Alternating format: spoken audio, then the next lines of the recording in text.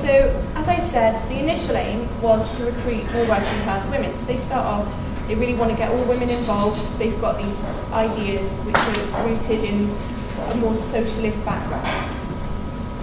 But Christabel, who is the oldest daughter, is made the official leader of the WSP and the sort of, I don't know, the autocrat.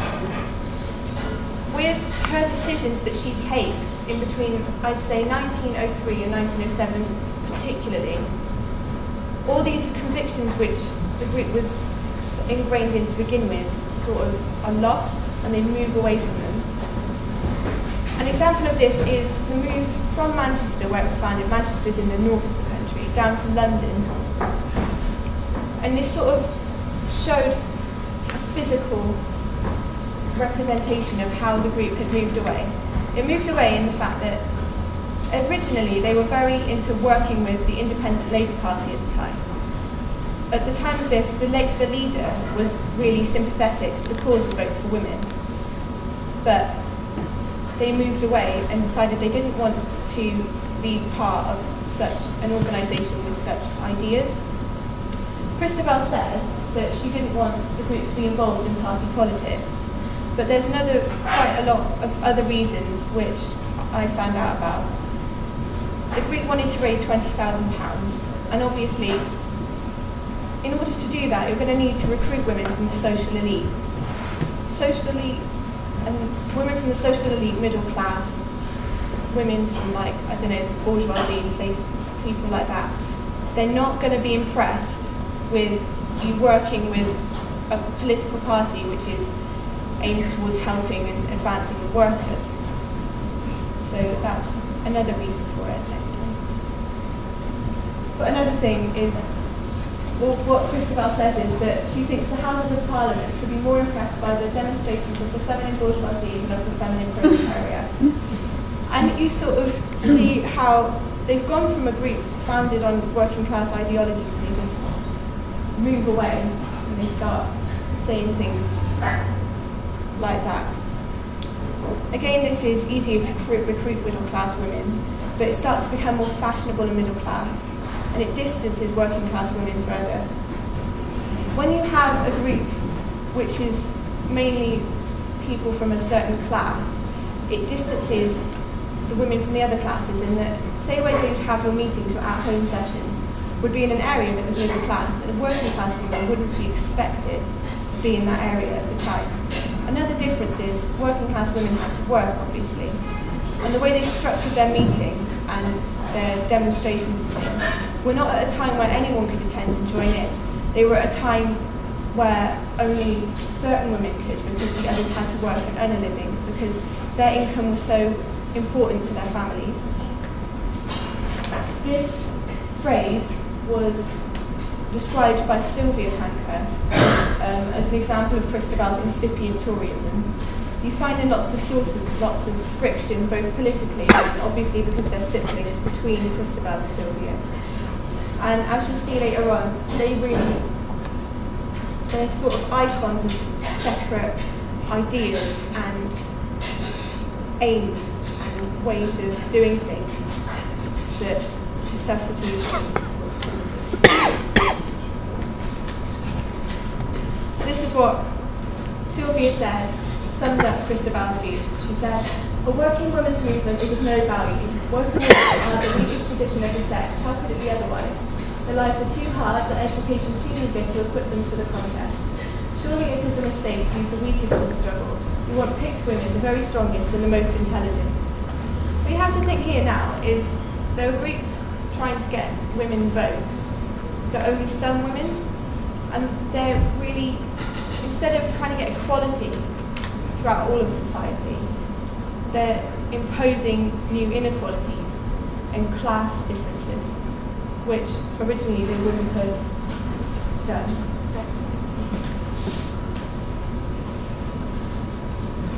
What they were actually aiming for, unlike what's popularly perceived, is they were aiming for votes for women on equal terms to men. And whether a man could vote depended on a property qualification. As I said, the 1884 Reform Act enfranchised most men. I think you had to pay £10 of rent or earn so much a year, you could vote as a man.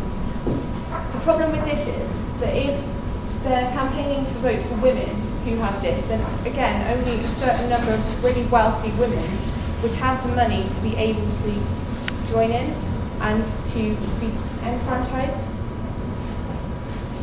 And again, like, their aims are not as radical as their actions. They go and they are militant, but they're only trying to get a limited measure of franchise. If women were to have been enfranchised on this, then only 1/6 of the electorate would have been female. And you have to think, how much really could that have achieved in ways of trying to better lives for women in general? As I said, the organisation was quite middle class. The woman on the left is Christabel Pankhurst. This is her friend Anny Cullum. She was the only working class organiser of the WSPU. Although she did organise things and she did do a lot of work to the campaign, but she's seen by some historians as a face, so that people don't think that they are trying to distance working class women. They use her so that they won't be criticised. The idea of only enfranchising a small thing, a small minority of women, is criticised. It said that it's not votes for women, but it's votes for ladies. And again, that's a quote from Dora Montefiore. Okay, so many women who were originally part of the movement just broke away. They thought, no, we're not being involved in this, it's too elitist. And they feel like the Pankhursts have really sold out just to try and get whatever they can. And it's become too exclusively middle class. And this is some examples of women who broke away and why they did it. Here she is, Dora Montefiore and Adelaide Knight. They set up a branch of the Women's Social and Political Union in London. As I said, it was run under a system of hierarchy, so whether or not a branch would be set up would be the decision, not of women who felt the initiative to go and spread this idea, try and get it out, but it would be decided by the Pankhursts. Now, these two women just went out and set up this organisation, which the Pankhursts really weren't happy about. They had strong words with them about it. Another problem with the Canning Town branch, that being in London, was that it advocated adult suffrage being universal suffrage for both men and women, and that was a big point of friction between these two women of this branch, and the mainstream organisation. They said that they'd broken their promises to the working women, which it was founded by.